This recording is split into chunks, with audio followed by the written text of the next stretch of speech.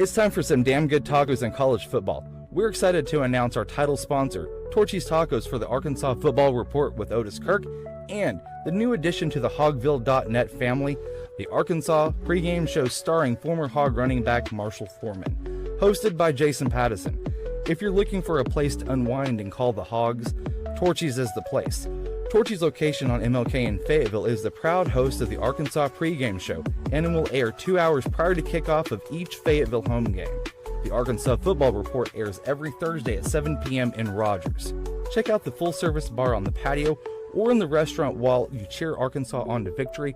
Torchy's has you covered with the daily drink specials or the taco of the month with their queso that's made in-house fresh daily. Torchy's has 2 convenient locations in Northwest Arkansas, which happen to be the only 2 locations here in the great state of Arkansas. They have you covered for some damn good tacos, and go Hogs.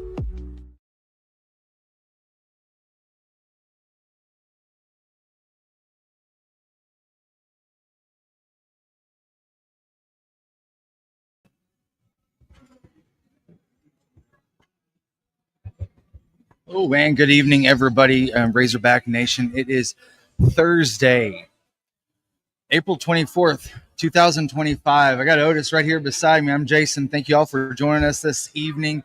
And also a special thank you to Torchy's Tacos, their teams in Rogers and Fayetteville, with the hospitality that they show us each and every week. You can always click on the like and subscribe button on the Hogville YouTube channel, where you can watch all the past episodes from this guy right here beside me, Dudley, Kevin, and Marshall. A special thank you to Carbless Cocktails. You can try any of their 9 different flavors that Carbless has to offer. Also, they do have a spring pack that you can pick up at any store as well. They are 0 sugar, 0 carbs, and 100 calories. You can find those at any of your major retailers or here exclusively at Torchy's Tacos. Be sure to stop at either of the 2 locations here in Northwest Arkansas, Rogers or Fayetteville, which happen to be, Otis, the only 2 Torchy's locations here in the great state of Arkansas. Try their queso with their Vagabond Taco, which is their taco of the month. This is the last week for that taco as well. Also, pair that with their house-made queso that's made fresh daily, or with any of their tacos on that big board in the back, and open your taste buds to a whole new world. Man, I'm going to tell you what, it's been a couple of weeks since we've been here, and thank you. Yeah, it's been a while. I think it's only the second time I've been down to Fayetteville, this one. Yeah. It's been a great trip, you know, and here and there and all in points between. So hold on there. That didn't work out quite well. Just bear with me, folks, for just a moment, and that should take care of that. So NFL draft is tonight. We got a couple of Razorbacks that you might see on day 1 or 2, probably day 2. Might see Landon Jackson go tomorrow, maybe 3rd round. Yeah. He could possibly go tonight, but more likely, I do know he's having a watch party tonight. Sim Pittman and T. Will and Charlie and Deke Adams. That's when are all going down there, and you know, in case he does get drafted in the first draft. Not, I think he'll go in round 2 or 3. I don't think Landon gets past round 2. You know, Armstrong and Isaac, I think probably definitely day 3. I think they both get drafted. There's a lot of people who don't think they will, but I think both of them will. Yeah. I don't. That's probably, somebody asked me today, 2.5 over or under, and I went over because I think, like I said, Armstrong and Isaac will get drafted. So I went over on the 2.5, but that's kind of, I guess, interesting point there, 2.5 over or under, you know, but I did take the over. I know that a lot of folks have thought about that Andrew Armstrong might be a 4th round, 5th round. I see him as more of a 6-7 along with TeSlaa. Yeah.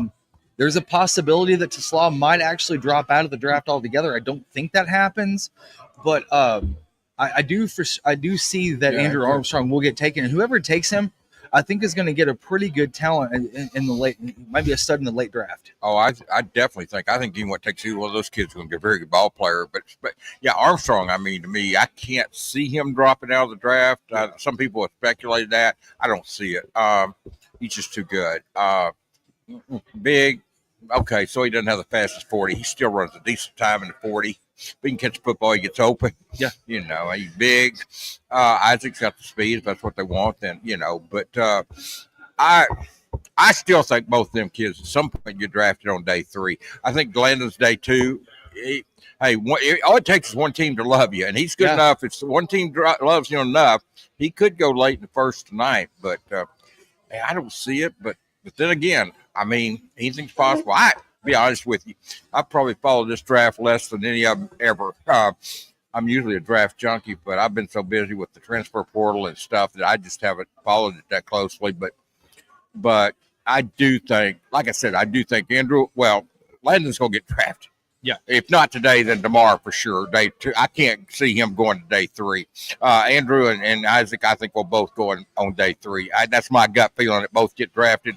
If not, then, I certainly think Armstrong does. Mm-hmm. I just don't see him going undrafted. If he does, that's big injustice, It is. And I want to go a little bit draft related that not maybe Arkansas connected a little bit. It is the story of Shedeur Sanders.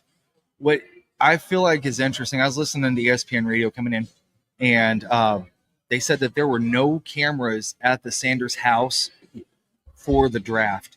I'm wondering if there is something going on as far as his draft stock goes, where they don't want an Aaron Rodgers type thing where he sits there and sits there and sits there and then eventually maybe get picked up in the second or third round. Well, if he goes to 26, I hope the Rams take him. I'll be honest with you. I've seen people say Sanders is overrated and he's this and that. Say what you want. I think he's a hell of a quarterback myself. And if he's still there at 26, I hope the Rams jump all over him. I'm not going to lie to you. And I think they'd be getting a steal. And that very well could happen because if you think back a couple of years ago with Trey Lance, where everything was very quiet with him. Mm-hmm. Also, John Lynch was really quiet in San Francisco. And then all of a sudden, they pull a rabbit out of the hat and they draft him third. I don't know if that could happen, but it's very well possible. I get all the stuff. I get all the stuff on the side with Sanders. I get that, the stuff that's happened. I get a lot of that, but I'm telling you, on the field, that kid's a good ball player. I've seen him without much offensive line help find receivers, win games. I'd take him in a heartbeat if I'm the Rams at 26. Now, I'm not saying if I got the second draft pick tonight, I'd take him, but I'm saying if he falls to 26, I hope the Rams are all over him. I really do. I'd rather have him than Jackson Dart. I'll be honest with you. Yeah, and that right now it looks like Jackson Dart probably is either second or third in the quarterback in this draft that probably will be taken. And honestly, it's probably the best time for him to come out too, because if you're only going 2, 3, maybe 4 deep, you're guaranteed almost a first round draft grade at that point. Well, this is a weak quarterback draft. I'm not even that high on Cam Ward, to be honest with you. I'm not sure that Sanders is not the best quarterback in the draft. I'll be just to be blunt about it. But I'm not the biggest Cam Ward fan in the world. But he's going to go. He's going to be the first quarterback taken, probably the first player drafted. But I wouldn't take him number 1 if it were me. If I had the number 1 pick tonight, I'd probably take Travis Hunter out of Colorado. I'm serious. That kid's a stud, man. I mean, you talking about somebody who play wide receiver and cornerback both in the NFL. If anybody can do it, he can do it. And he'd be my first pick. I like the outside linebacker edge type deal. Carter, I think is his name, Abdul Carter from Penn State. I like him. Like I said, I haven't kept up with this draft like I usually do. I usually all over this thing. I'm gonna watch it when I get home. But there's a steal, I think, with the tight end from Bowling Green. Led FBS in tight ends as far as yards per game. He was averaging over 100 yards per game. I think that he's one that could be a first round steal that people might kind of scratch their head at. And then also you got the wide receiver from Arizona as well. Tech, I think. Oh, that kid's big time, man. Big receiver, really good ball player. Yeah, he's really good. I've seen him play. I'll tell you somebody's really good is Jonte Cook. He's at the University of Arkansas right now. I'll see him tomorrow. And, it's, people have asked me about that. And I'm going to be honest with you. Sam usually doesn't take the kids that's had a little bit of run-in with some trouble, and stuff. He doesn't take them very often.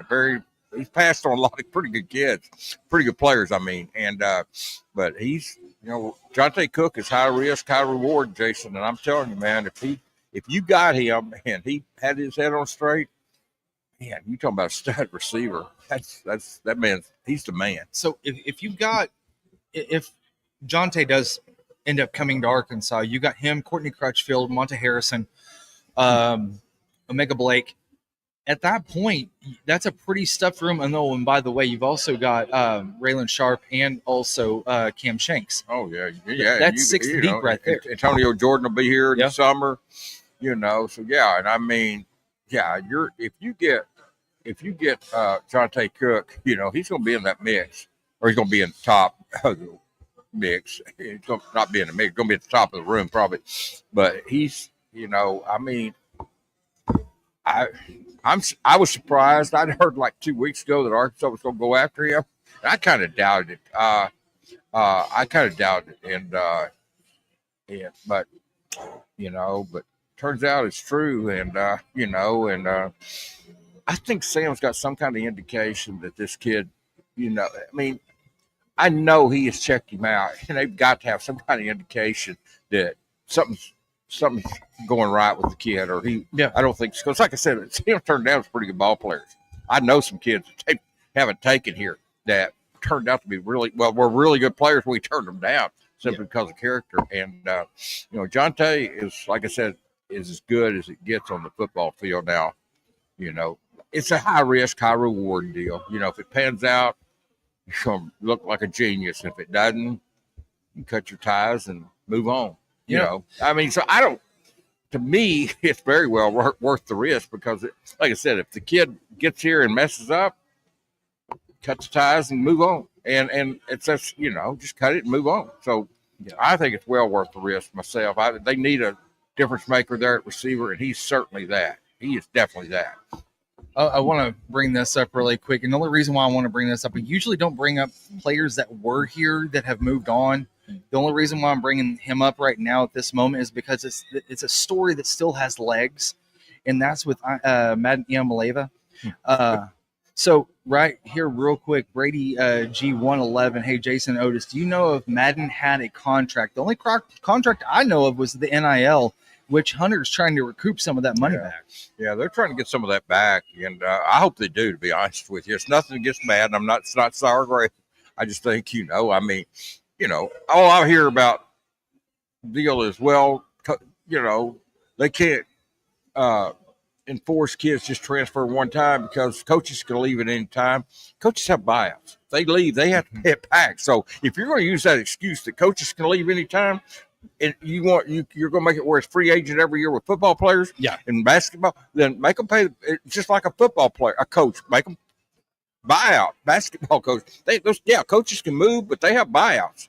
And so you've got to enforce the same thing with the players. If you're going to use that deal about, coaches can leave, so you can't enforce this where they can't transfer but one time, okay, then put a buyout on them. And I just think if you come and you get your money and you never played a game, Madden did.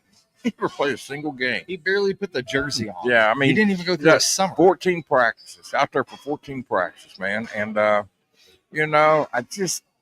hope they get it back. I hope whatever's coming to them, I don't know. Mm-hmm. I don't know the details much more than what I'm saying. I mean, but no, I just hope they get it back.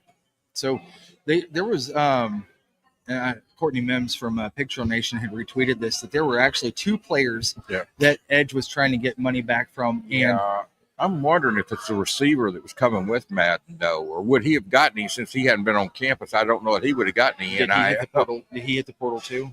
He hasn't, not that we know of, but I'll be surprised if he doesn't. Well, I was thinking either him or the wide receiver that came from Little Rock Christian that transferred out. Parkview, you mean? Or Parkview, transferred out too. Could be him. That's the only the only people that I could think of. Yeah, and I don't know with the other kid in California, since he wasn't here, that he would have even gotten any idea. So I don't know that. And technically, no, he has not hit the portal that I've seen, but I think he will. Have they offered Kane Archer? He doesn't have an official offer. That's interesting. They offered him when he was like the 8th grade, but he does not have a written official offer. No, he just has a verbal at this point. Yeah, it's not even. It's not any good. Players need to fulfill the commitment to or pay the money back. I mean, everybody feels that way, honestly, Angel. And thing is too is that when you have a contract like that that's enforceable, how many? I want to put a different angle on this, Otis, and just follow me here for a second. We got the law school up here. Out of all of those faculty that work in the law, the Arkansas also contracts to write all of their contracts for through the university and the athletic department. Not one of those folks thought to put in a buyout.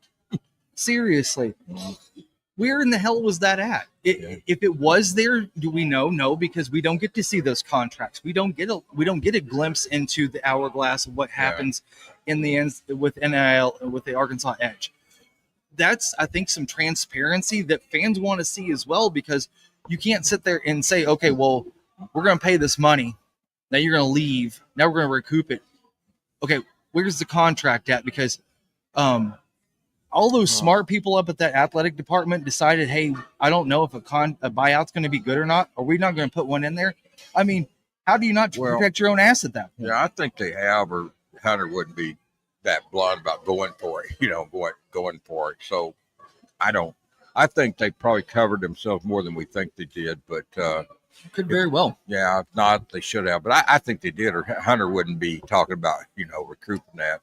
But like I said, I'm one of those that, hey, man, I mean, well, I'd be the same thing. I mean, Flanny Beavers paid me for a year, gave me a year pay in advance, and I worked 3 months and quit. I'd expect to pay back 9 months of that. Yeah. I would expect to. I mean, Exactly. that's business, man. I mean, that's just the right thing to do. I mean, he doesn't pay a year in advance or anything. But I'm just saying, if he did, I'd have no issue with paying the man back. I mean, so if I only work 3 months, so I mean, that's just common decency, to be honest with you. Business and benevolence do not belong in the same sentence. Yeah, I mean, you've got you. All I know is, like I said, I've said they should make a deal where they transfer one time, and then after that, they have to sit out a year, and people say, well, they can't enforce that because coaches can leave at any time. But like I said, coaches have buyouts. So if you're going to do that, and that's going to be your deal as a player, then you've got to have buyouts, and you've got to be held to the same standard. If you're going to use coaches' contracts as a deal that they can leave every year, if you're going to use that, then you got to hold the players to the same standard. If that's going to be if that's their argument, then they're going to have to live by the same rules. Well, and they're going to have to go back and, like Angela said, remember whenever they had to go rewrite the buyouts when they fired Bielema. Yeah. I mean, at that point, you're going to have to bring in everybody that has an NIL that does not have a buyout in it, and they're going to have to enforce those at that point, or they can make the contract null and void it somehow, some way. I'm sure the university can. Yeah. But for them to be able to enforce it like that, but not have a buyout at the same time, I don't know. That just doesn't make any sense, and it doesn't add up. What I'd like to see is have a 1 year deal. If a kid signs a 1 year deal, then he could leave after a year. But if you offer a 2 or 3 year contract to these younger guys, if they sign a 3 year contract, then they're bound for 3 years. They're bound to stay here 3 years. That'd be what I'd like to see happen is put legal contracts out there for these kids that if they sign a 1 year, then they're free to, they'd be free to go. But if they sign a 2 or 3, maybe get more money that way and, hold them to it. So we'll see. But I mean, it's a crazy world. It's there's a lot of things that should have been done. Woulda, coulda, shoulda with NIL and NCAA and stuff. It's a cluster, man. It's been a cluster from the start. Nobody did any planning. They all just kind of referred it to somebody else, and it's not a very good situation at all. It hasn't been from the get-go, man. I like what Mr. True W said. The very last part is to say college football is operating in a vacuum of leadership. I think that's an interesting take there. Yeah, there's been no leadership. It's just been, like I said, it's just been just deal with it as much as you have to, and then hope somebody else solves the problem. That's kind of how it's been. And nobody wants to say, "Okay, I'll fix this. I can solve this, and I'll fix it," and even show them the will to do that. Because you've got X amount of schools in the country, D1, D2, NAIA, throwing their hands up in the air saying, We don't know what to do. We want somebody to come fix this. And there's nobody throwing out a life raft at this point. They're just selling you either sink or swim. And that's where you have had schools that have been so dependent on NCAA enforcing, and the NCAA can't enforce at this point. The government's not going to step in because the NCAA created this damn mess themselves. Yeah. And so basically, you've got schools that are sinking and schools that are swimming. And I can't believe they go to Congress and think they're going to fix it. I mean, hell, they can't even fix the problems they're voted in to do. How are they going to fix college football sports? I mean, come on, people. Yeah. Athletics, I mean, so Congress is not the answer, believe me. I mean, like I said, they can't even fix the issues they're voted in for. They, I mean, they're going to do all this on day one. They don't do anything. So, I mean, that's the way that works. And Greg Sankey's a pretty damn smart guy. We can all agree on that. Just baseline that Greg Sankey's a pretty damn smart guy. He's been dealing with the U.S. government with this now for 3 years. Yeah. And in 3 years, he hasn't had a plan from the U.S. government or direction. He won't have. I mean, people like Tommy Tuberville and those clowns, they're not going to fix anything. No. I mean, If there was something that was going to be attainable, Greg Sankey would have helped all the other conferences come together to put something in place. And in 3 years, there hasn't been anything, any direction, it seems like, other than, oh, by the way, you guys can fix this. This is your problem. So now they are tasked with having to fix this problem. And I don't know exactly where this stops. Well, I'll say this, kind of jumping around the subject, but Arkansas has done really well in this portal opening. They're 5 for 5 on kids. They signed the quarterback this morning. I'll tell you, that kid's a good-looking kid, 6'3", 187. Very nice family. I mean, one of the best families I've ever dealt with. They signed all 4 of them Saturday. Yeah. Julian Neal will be on my TV segment with me this Sunday. The cornerback out of Stanford, top 5 recruit in the portal. Philip Lee, the edge from Troy, was big-time get, 6'4", 240, could play outside linebacker too. Shakir Smalls, safety, 6 foot, 205. And then Trent Whaley, 6'3", 235 linebacker, the only linebacker they've taken out of the portal. They got pretty good size with, he told an interesting story. He went from Southern Utah to Kent State. Kent State fired their coach as soon as right after he got there, and he's thinking, good God, I'm screwed. And then all of a sudden, Arkansas calls him up and offers him, and the kid went from being down to being a lot better off. That's the story. It's Southern Utah, now he's in Arkansas in the SEC. I mean, it shows you, I guess, nothing's ever as good as it seems, and nothing's ever as bad as it seems. And he came out on the winning side of that deal for sure. And I hate to say it this way, but that's more of an outlier story than a quality right now in the portal. Whenever you've got 10,000 kids that are in the portal, and these schools are having small numbers that they're wanting to pull for right now. People have asked me, said, I know those kids play positions of need, but are they good enough to play in the SEC? Well, here's the deal. Here's what I say. Arkansas wouldn't have taken them if they weren't. If they didn't think they were good enough, they wouldn't have. And look, these are not fallback kids that they stuck up here. Those are first options. I mean, that was their first choice at quarterback. That was first choice at edge. That was first choice at corner safety. Arkansas is getting the kids. Those are not fallback. It's not like they brought in 10 kids and didn't get any of them. So now they're bringing in these kids and signing them. Yeah. These are the only kids they've brought in. And they've gotten every one of them that they've brought in so far. Now, I don't really get the 2 receivers. I don't know. Would even take both of them. I don't know that. But, I got a feeling they'll get at least one of them. And they might get both if they want them. I don't know if Arkansas wants both those kids or not. I know if they're bringing in Jonte Cooks, I've got to think they're going to take him if they can get him. I mean, you're talking about potential round. I mean, it's high risk, high reward, but he's a potential round 1 pick. Jonte Cook does not come to Arkansas unless there's actual general interest there in him actually coming here. It would be one of those things where he was just like, okay, maybe so. I'll take the offer. But he's got other options, so he could come here and visit. Might not even want to come, but I really think that they probably want him. And I'm thinking, I'll be honest with you right now, I feel like Arkansas probably will get whoever they bring in, and they really won't. They're going to get them. That's been the case so far. And I'll tell you, but all these kids are really good kids that they've signed. And but quarterbacks, legit 6'3". He's a tall kid. Played at Florida. He signed with Florida State. 4-star recruit out of high school. Yeah. But Philip Lee is a big edge. that can play the outside linebacker if they need him. But Julian Neal is just he's 6'2", 200. He looks like a linebacker. I'm telling you what. In fact, I called him a safety. I called him a safety. Yeah. We've already talked about Kane. I've already said he doesn't have a legit offer, so the chances are basically zero.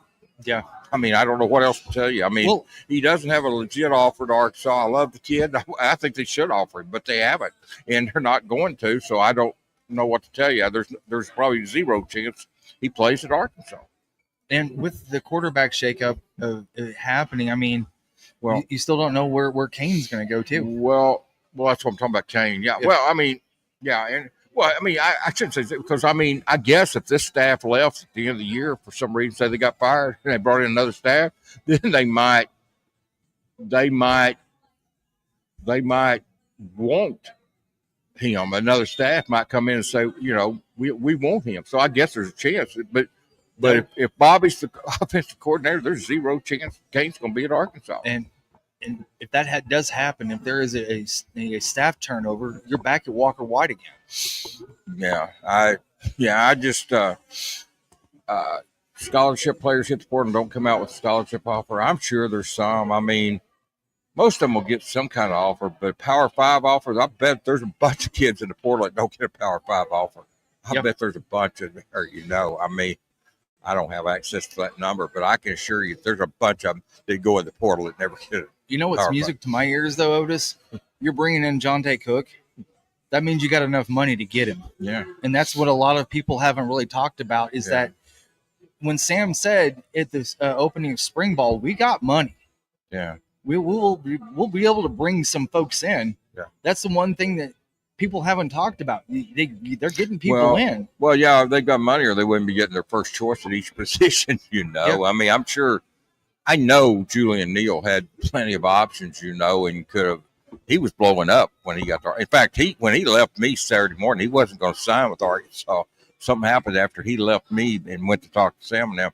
So I guess he got an offer he couldn't refuse because he was not going to sign on Saturday, and he ended up signing. He was the one of the four that wasn't going to sign when I was talking to him Saturday morning. Sometimes you got to let that bag cook a little bit, and it rises and gets a little bit bigger all of a sudden. Well, here's the deal that I've noticed on these transfer kids, portal kids. Yeah. If they don't sign when they're here, Arkansas doesn't get them. Yeah.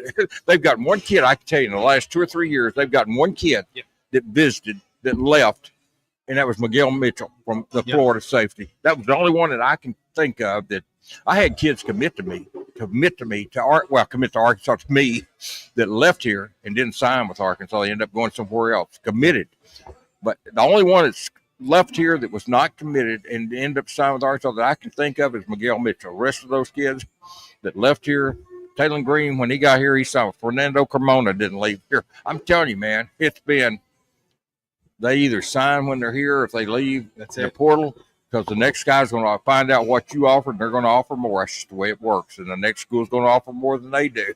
Like I said, I've had kids commit to me here and then go take other visits, and they end up none of them sign here. So that's just the way it works, man. That brings up a really good point before we get off here. I want to mull over this for just a second. I want to pick your brain here. You got student athletes that come here that, a lot of folks say that they don't want to be Razorbacks. They're just chasing the bag. Whenever you come to Arkansas and you get in front of the staff, you see the landscape, you look at the students, you look at the facilities, they get the money, right, or the money that they would like. You could say that for every player that comes through here that says, oh, you know what, I'm going to also go see what my other options are. The kids that do leave here signed want to be Razorbacks. Well, I look some of the best leaders on that team. It's like Taylor Green, Fernando Carmona, Xavier Sori. I mean, these are kids that came through the portal that are here. Some of the best leaders over there. Kim Ball's the one kid that came here out of high school that's a really good leader, but I can think, I'm just off the top of my head throwing out some upperclassmen, but Kim Ball, but most of those kids but Taylor Green loves the Hogs. I mean, Fernando Carmona loves the Hogs. Just Xavier Sori. I mean, Stephen Dix.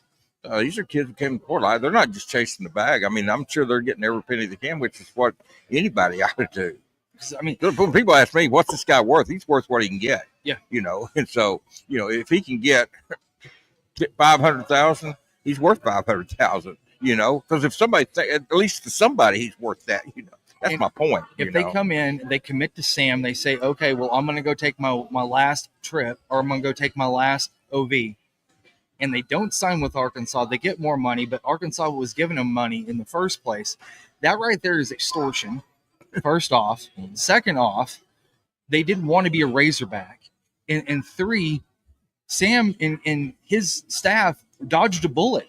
They really did. Yeah, I mean, like I said, I will say this. The kids committed here that signed with Arkansas. I mean, I'm sorry. The kids that committed to me were committed to Arkansas but didn't sign with Arkansas went somewhere else. Nearly every one of them is in the portal the next year. They're chasing the bag. Those kids are chasing the bag, And, I mean, the ones like Taylor Green, Fernando Cremona, I am Drew Armstrong. Keyshawn Blackstock. Yeah, Taze Slay. Those kids, they signed with Arkansas. They stayed the second year.